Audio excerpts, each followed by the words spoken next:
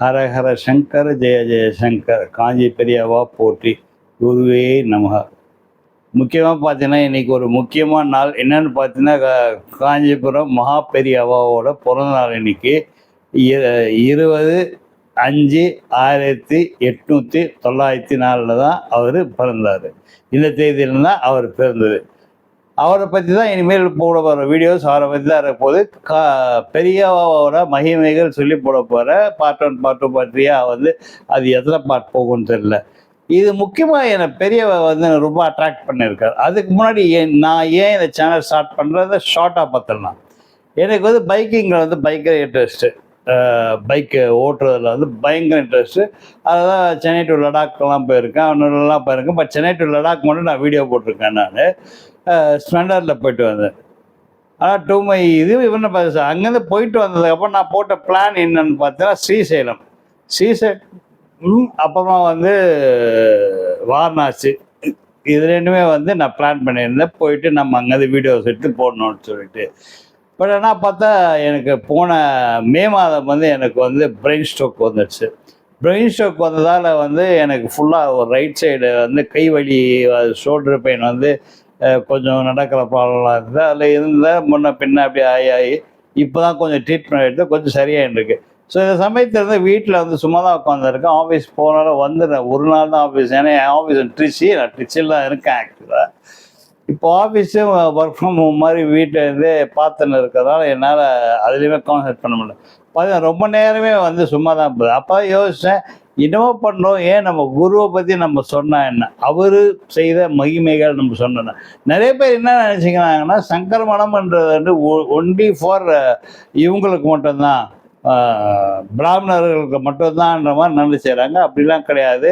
இவர் ஜாதிகள் மதங்கள் எல்லாத்துக்கும் அப்பேற்பட்டவர். அந்த மாதிரி நிறைய விஷயங்கள் போக போக ஒன்றுனா சொல்லினார்.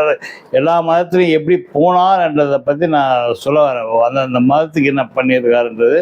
இவர் மதங்களை கடந்தவர். இவர் பசங்க இது படிக்கணும், இதெல்லாம் பண்ணணுன்றதுல ரொம்ப ஆர்வம் காட்டினவர். அதனால தான் காய்வார். இவரோட இன்ட்ரெஸ்ட் எப்படி எனக்கு வந்ததுன்னா, நார்மலாக பார்த்தீங்கன்னா நான் சின்ன வயசுலேருந்தே பெரிய கடவுள் பக்தி அதெல்லாம் எனக்கு கிடையாது. அப்புறமா நாள்பட வந்தது தான் எனக்கு பெரிய காட்மேன் மேலாம் ஒரு பெரிய நம்பிக்கை இல்லை, குருமார்கள் மேலாம் பெரிய நம்பிக்கை இல்லாமல் இருந்தவனாலும் மகா பெரியவா எனக்கு எப்படி வந்தாருன்னா, எங்கள் அப்பா மூலியமாக தான் எனக்கு வந்தார். எங்கள் அப்பா பயங்கர டிவோட்டிவ். அவருக்கு டிவோட்டிவ்னு சொல்கிறத விட அவர் ரொம்ப பிரமிப்பாக பார்க்கக்கூடியவர். எங்கள் அப்பா சிறு வயதில் 1940 அப்பயோ சிறு பிள்ளையாக இருக்கும்போது எங்கள் ஊர் பக்கத்தில் இருக்க கார்வேட் நகர்ன்ற ஊரில் கேம்ப் பண்ணியிருக்கார் மகா பெரியவா. அப்போ போய் ஸ்கூலில் போய் பார்த்துருக்காரு. அவரை ஸ்கூல் படிக்கிற பருவம் அவர். அப்போ போய் அவரை அங்கே கார்வேட் நகரில் பார்த்துருக்காரு. அப்புறம் சென்னைக்கு வந்துட்டார். சென்னையில் அசிஸ்டன்ட் கமிஷனர் ஆனார். அப்படியே இருந்தார், இங்கே இருந்தார். அப்படி இருக்கிறச்ச கொஞ்சம் பழக்கம்னா காஞ்சிபுரம் அடிக்கடி போவார் எங்கள் அப்பா. இப்போ மார்னிங்ஸில் போயிட்டு பெரியவரை தரிசிச்சுட்டு எங்கள் கிட்டலாம் சொல்லுவார். நான் சின்னமையா அப்போ அவர் சொல்லுவார், இது மாதிரி பெரியவரை பார்த்துருந்தேன், இன்னும் ஒரு தேஜஸ் காத்தால 4 மணிக்கு அவர் கொடி போகுது, நம்ம அங்கே இருந்து அவரை பார்த்தோன்னா அது தேஜஸாக இருக்கும். அவர் பேர் குளத்தில் கொடி அப்படி பிரமிப்பாக சொல்லிட்டு இருப்பார். பெரியவா ஆகட்டும், அதே மாதிரி புது பெரியவர் ஆகட்டும், இளையமனா, எல்லாரை பற்றி அப்படியே விவரமாக சொல்லிட்டு இருப்பார்.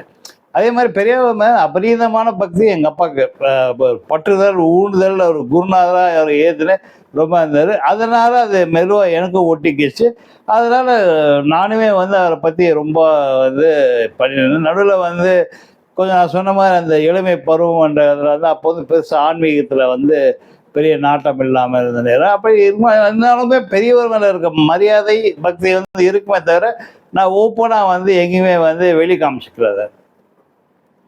அப்புறமா தான் நாளடைவில் திரும்பி அவரை பற்றி புக்ஸ் எல்லாம் படிச்சு அதெல்லாம் படித்து பெரியவர் பெரியவர் எங்கள் அப்பா மூலியமாக வந்தது தான் எனக்கு அது பக்தி.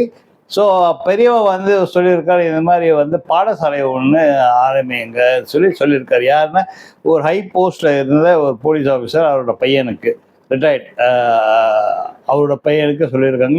அவங்க பையனும் எங்கள் தந்தையாரும் 2 பேருமே போகும்போது அவங்கக்கிட்ட சொல்லியிருக்காங்க, எதுவும் நடத்தி நீங்கள் நடந்துங்க. அதை பேஸ் பண்ணி மந்தளியில் நாங்கள் ஆரம்பித்தோம். சந்திரசேகர குருகுலமாக ஏதோ ஒன்று அப்போ ஆரம்பித்தாங்க. அப்போ அதை அவர் தான் ஃபுல் ஃபண்டிங் எல்லாமே அவங்க பார்த்துனாங்க. எங்கள் அப்பா மேற்பார்வையால் நடந்தது. அந்த பசங்களை பிடிக்க வச்சுருந்தாங்க. அப்போ கொஞ்ச நாள் அதை நடந்துட்டு இருந்தாங்க. அப்போது பெரியவ இருக்கிற வரைக்குமே நடந்தது நான் நினைக்கிறேன். நான் பெரியவ இருந்ததுக்கப்புறமே நடந்தது. அதுக்கப்புறம் நான் வந்துட்டேன், எங்கள் அப்பா பார்த்து இருந்தது. அப்படி இப்போ இதுதான் அது. அது மாதிரி வந்து பெரியவரோட சதாபிஷேகத்துக்கும் போயிருந்தார். போகும்போது இப்போ சதாபிஷேகத்தோட ஒரு ஃபோட்டோவுமே ஒரு சாலை ஒன்று எங்கள் அப்பாவுக்கு தந்தார். அதை எடுத்து வந்தார் வீட்டுக்கு. ஸோ இந்த மாதிரி எங்கள் அப்பாவுக்கு வந்து ரொம்ப உணர்ந்தாரு, எனக்கும் உணர்ந்தாச்சு. ஆனால் இன்னைக்கு அவரோட பெருமையை பற்றி பேசும்போது தான் இனிமேல் இனி வருங்காலத்தில் வந்து அவரோட பெருமைகளை பற்றி நம்ம பேசுவோம். அதாவது எல்லாமே வந்து எதுவுமே கற்பனை கிடையாது, உண்மையிலே நடந்த விஷயங்களை பகிர்றதில்ல. நான் படித்தது, நான் கேட்டது, நான் பல பேர் என்கிட்ட பகிர்ந்துக்கிறது, இதெல்லாம் கலெக்டிவாக வச்சுருக்கேன். அது ஒவ்வொரு நாளைக்கு கொஞ்சம் ஒவ்வொரு வீடியோவாக அதை போடலான்னு நான் முடிவு பண்ணியிருக்கேன். அந்த மாதிரி வரிசையில் வர முதல் வீடியோ இது என்ன, காஞ்சி பெரியவாவோட வாழ்க்கை. நான் முன்னாடியே சொன்ன மாதிரி 20/5/1804 வந்து அவர் பிறந்தார். சுவாமிநாதன் என்ற பெயர் கொண்ட அவர் வந்து சுப்பிரமணிய சாஸ்திரி அண்ட் மகாலட்சுமி அம்மாவுக்கு வந்து பிறந்தார். அவருக்கு வந்து ஒரு அண்ணன் கணபதி சாஸ்திரி, தம்பிகள் 3 தம்பி, ஒரு தங்கை.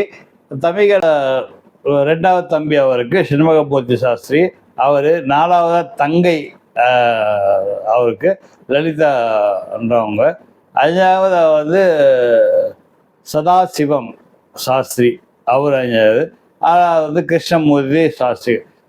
இவர் கிருஷ்ணமூர்த்தி சாஸ்திரி தான் வந்து நம்ம இருந்த புது பெரியவாவுக்கு வந்து இந்த பாடசாலையில் வந்து கற்றுக் கொடுத்தது, மந்திரங்கள் இதெல்லாம் கற்றுக் கொடுத்தது யாருன்னு பார்த்தீங்கன்னா இந்த கடைசி தம்பியாருக்கு கிருஷ்ணமூர்த்தி சாஸ்திரிகள் தான் வந்து அவர் கற்றுக் கொடுத்தது எல்லாமே. குடும்பம் இவர் சிறு வயசுலேயே ரொம்ப ஷார்ப், ரொம்ப வந்து என்ன சொல்கிறது, ஒரு பயங்கரமாக ஸ்டூடெண்ட்டாக இருக்கிறவர். டக்குன்னு கற்பூர மாதிரி பிடிச்சிப்பார் எது சொன்னாலுமே. அது மாதிரி வந்து பிரில்லியண்ட்டாக படிச்சுருந்தார். விழுப்புரத்தில் இருந்தாங்க அவங்க தந்தையார் வந்து இதில் கல்வித்துறையில் வந்து பணியாற்றின்னு இருந்தார். அவர் பணியின் மாறுதல் காரணமாக வந்து அவர் வந்து திண்டிவனத்துக்கு மாறுதல் பெற்றாங்க. திண்டிவனத்தில் இருக்க ஸ்கூலில் படிக்கும்போது அவருக்கு வந்து பைபிள் ஒப்புதல் போட்டி நடந்தது. அந்த பைபிள் ஒப்புதல் போட்டியில் வந்து அவர் ஃபர்ஸ்ட் ப்ரைஸ் வாங்கியிருக்காரு. என்ன ஒரு வரம் பாருங்களேன் அவருக்கு. அந்த வயசுலேயே சிறு வயதிலே அவருக்கு வந்து பைபிள் ஒப்பித்தல் போட்டி அது நடந்திருக்கு. அது வந்து கிறிஸ்டியானிட்டியை சேர்ந்து அதை ஒப்பிச்சு அதை ஃபர்ஸ்ட் ப்ரைஸ் வாங்கியிருக்காரு. நம்ம ஷேக்ஸ்பியர் ட்ராமா வந்து ஸ்கூலில் நடத்திருக்காங்க. அந்த ஸ்கூலில் பார்த்தீங்கன்னா அந்த ஷேக்ஸ்பியர் ட்ராமாவில் பார்த்தீங்கன்னா பிரின்ஸ் ஆர்த்தராக வந்து வேஷம் போட்டு அதுவுமே ஃபர்ஸ்ட் ப்ரைஸ் வாங்கியிருக்காரு. இவருக்கு சிறு வயசுலேயே வந்து அவர் தந்தையார் வந்து இசையும் அவர் தாயார் வந்து ஸ்லோகம் இதெல்லாமே வந்து சொல்லி கொடுத்துருக்காங்க. அவருக்கு கலவையில் இருக்கிற 66வது காஞ்சி மடாதிபதியை வந்து அவங்க ஊருக்கு பக்கத்தில் வந்து வந்திருக்காங்க. கேம்ப் பண்ணியிருக்காரு. ஒரு சின்ன ஊர், ஒரு கிராமத்தில் வந்து கேம்ப் பண்ணியிருக்காங்க.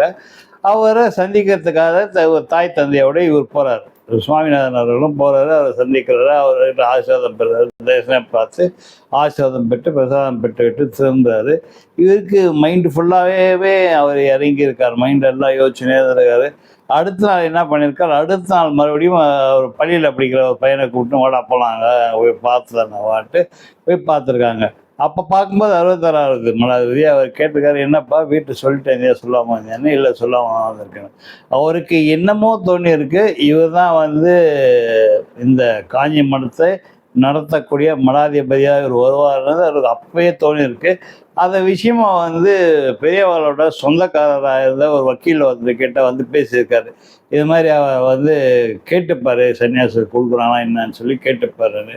அவருமே வந்து சுப்பிரமணிய சாஸ்திரி அவர்கிட்ட வந்து சொல்லியிருக்காரு. அதான் நம்ம சுவாமிநாதன் ஐயாவோட தந்தையார்கிட்ட வந்து சொல்லியிருக்காரு, இந்த மாதிரி வந்து நீங்கள் வந்து மடத்துக்கு தரீங்களா, இந்த மாதிரி சன்னியாசி. இல்லை நான் யோசிச்சு சொல்கிறேன், நான் பேசிட்டு சொல்கிறேன்னு அவர் சொல்லியிருக்காரு. அப்போது இவர் ஜாதகம் காஞ்சி பெரியவரோட ஜாதகத்தை எடுத்து ஜோசியக்காரர்கிட்ட கொடுத்து அவங்களுக்கு ரொம்ப நெருக்கமான ஜாதகத்தை கொடுத்து செக் பண்ணியிருக்காங்க. அவங்க ஏன் இந்த மாதிரி ஜாதகம்னா, அவங்க பார்த்தீங்கன்னா ஒரு அரசர்கிட்ட வந்து வேலை பார்த்துன்னு இருந்தாங்க. தஞ்சாவூர் அரசர்கிட்ட. அவங்க பூர்வீகம் வந்து கர்நாடகா. அப்படியே இந்த கன்னட பிராமணர்கள் அவர் பூர்வீகம் வந்து கர்நாடகா. அந்த அரச இதுலேயே வரதுனால அந்த இதை காமிச்சு கேட்டிருக்காங்க. அப்போ வந்து அவர் வந்து பார்த்தோன்னே அவர் பார்த்துருக்காரு, ரொம்ப வியப்பாக ஜாதகத்தை பார்த்துருக்காரு. ரொம்ப வியப்பாக இருக்குன்னு சொல்லிட்டு அந்த பையனை கூப்பிடுங்கன்னு இருக்காரு. அப்புறம் சுவாமி போயிருக்காரு. சுவாமிநாதன், நீ போய் காலை அலம்பிட்டு வாப்பான்னு சொல்லியிருக்காங்க. சரின்னு போய் ஒரு காலை அலம்பிட்டு வந்து உட்காந்துருக்காரு. காலை பார்த்து ரொம்ப அசந்து போயிட்டார். சொல்லிட்டு சரிப்பா நீ போயிடுன்னு சொல்லிட்டு அவர் தந்தையார்கிட்ட சொல்லியிருக்காரு.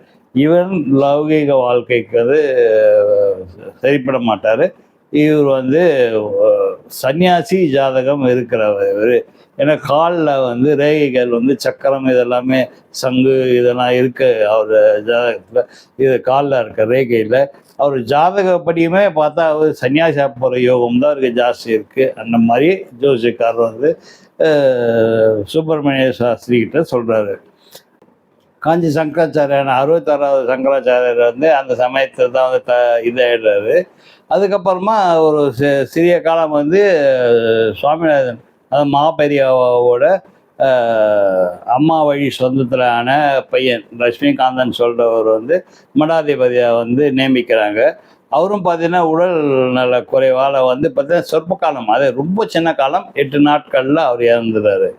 அப்போ 68வது மடாதிபதியை நியமிக்கணும், என்ன பண்ணுறது போது தான் அப்போ எல்லாருக்குமே ஞாபகம் வந்தது இவர் தான். ஏன்னா 67வது மடாதிபதி சொல்லியிருக்கிறதுனால இந்த குழந்தையான சுவாமிநாதனை கூப்பிட்டு வந்து மடாதிபதி ஆக்கிடலாம் அப்படின்னு சொல்லிட்டு டக்குன்னு போயிட்டு அவர் போய் அழிச்சுட்டு வராங்க. கிராமத்தில் அவங்க அப்பா அம்மாவோட அழைச்சிட்டு காலைக்கு கூப்பிட்டு வராங்க. அவரை 13 வயசான சுவாமிநாதன் வந்து அப்போ வந்து 1907 வந்து அவரை வந்து ஏப்ரல் மாதம் வந்து மடத்தில் வந்து சன்னியாசம் கொடுக்குறாங்க அவருக்கு.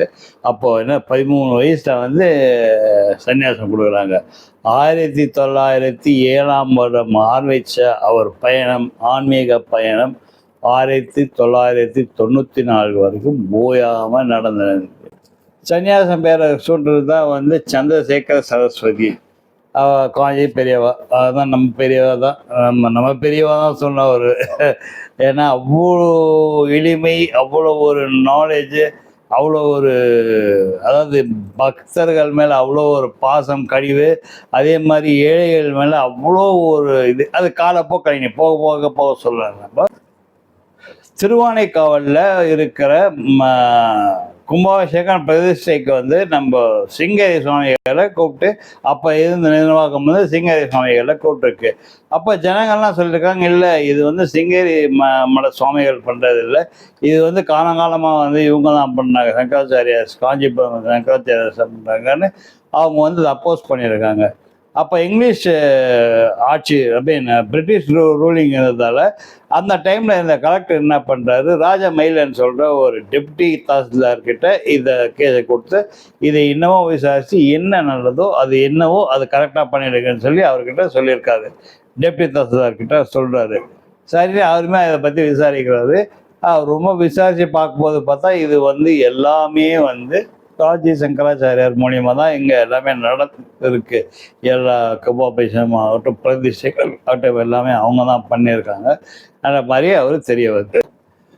அவர் அப்புறம் இவங்க கூப்பிட்றாரு, நான் சிங்கரி சுவாமிகளை சிங்கரி மடத்தில் இருக்கிறவங்கள கூப்பிட்டு இந்த மாதிரி வந்து நான் தீர விசாரித்து கரெக்டான ஆதாரங்களோடு நான் பார்த்ததில் வந்து இது வந்து சங்கர் பீடத்தில் இருந்து தான் இது வந்து எப்பவுமே ரெகுலராக செய்கிறது, நீங்கள் பண்ணுறதில்லை. அதனால் வந்து இன்றைக்கி 11 மணிக்கூட நீங்கள் இருக்கிற சாவி, உங்கள் சாவி, உங்கள்கிட்ட இருக்கிற சாவி, இந்த தடயங்கள், அந்த தாடம் இதெல்லாம் கொடுத்துட்டு நீங்கள் கிளம்பிடுங்க, இது வந்து சங்கராச்சாரியார் தான் நடத்தி வைப்பாங்க அந்த மாதிரி சொல்லிட்டாங்க. உடனடியாக சரி அவங்க ஒரு அப்போ அங்கேருந்து சங்கராச்சாரியை வர வச்சு பீடாதிபதி பதவி ஏற்ற உடனே மாபெரியவா வந்து முதல்ல பண்ண கும்பாபிஷேகமும் இதுதான் நம்ம திருவானைக்காவலை நடத்தி வச்சுட்டு அப்புறம் அங்கேருந்து அவர் நேராக வந்து யாத்திரை போனோன்னு பார்த்தா அப்போ வானான்னு சொல்லிட்டாங்க. மகேந்திரபுரம்னு சொல்லிட்டு ஒரு இடம் போனார். அங்கே போயிட்டு அவரோட கல்விக்காக ஒரு கல்வி மந்திரம் ஸ்லோகம் இதெல்லாம் கற்றுக்கிறதுக்காக அங்கே போனார். அங்கே போய் 3 வருடங்கள் கடுமையாக படித்து பயங்கரமான தேர்ச்சி பெற்றார். தேர்ச்சின்னா அப்படிலாம் பயங்கரமாக தேர்ச்சி போய் மொழிகளுமே வந்து என்னென்னு பார்த்தீங்கன்னா ஃப்ரெஞ்சு, மராட்டி, தமிழ், தெலுங்கு, கன்னடா, மலையாளம் இதெல்லாம் வந்து புலமை வாய்ந்தவர் அவர். அவ்வளோ திறமை வாய்ந்தவர். அதே மாதிரி 1907ஆம் ஆண்டு ஆரம்பித்த அந்த நடை 1984 வரைக்குமே நடந்து, இந்தியா முழுசுமே நடந்து தான் அவர் வந்து எல்லா கோயில்களாகட்டும் எங்கே போனாலுமே சரி நடந்து தான் போவார். ஜனவரி 8 1994 அவர் இறையடி காமாட்சி அம்மன் அடி போய் சேர்ந்தார். அவர் அது வரைக்குமே அவர் வந்து இறையடி தான். இப்படி தான் வந்து மகாபெரிவா வந்து நம்ம இவர்கிட்ட காஞ்சிபுரம் மடாதிபதியாக ஆனால் இது இனி மேலும் நம்ம பார்க்க போகிறது என்ன பார்த்தீங்கன்னா, மகாபெரிவாவோட வாரணாசி போனதா காசி யாத்திரை, அப்புறம் பார்த்தீங்கன்னா அன்னதானாசிவம் அவரை பற்றி பார்க்க போகிறோம். அதே மாதிரி பார்த்தீங்கன்னா பிரதோஷம் அம்மா அவரை பற்றி பார்க்க போகிறோம். அவர் வந்து அப்படியே மகாபெரிவானா அப்படி உயிரை கொடுத்து பார்ப்பார் அவர். மகாபெரிவா அவருக்கு நம்ம அதை பற்றி பார்க்க போகிறோம். பத்மா சுப்பிரமணியம் அவங்கள பற்றி பார்க்க போகிறோம். MS சுப்புலட்சுமி அவங்கள பற்றி பார்க்க போகிறோம். MR ராதா முக்கியமாக அது ஒன்று இருக்குது மகாபெரியாவோட. அதே மாதிரி நம்ம கண்ணதாசன் மகாபெரியாவர் கண்ணதாசன் அதை பற்றி பார்ப்போம். பெரியவர் வந்து பண்ண நன்மைகள் ஆகட்டும், அவர் காலப்போக்கில் அவர் என்னென்ன பண்ணார்ன்றதை ஒவ்வொரு வீடியோவாக நம்ம போட்டு இனிமேல் நம்ம பார்க்க போகிறோம். நன்றி, வணக்கம். உங்களோட ஆதரவை நான் எதிர்பார்க்கிறேன். ஹரஹர சங்கர, ஜெய ஜெய சங்கர.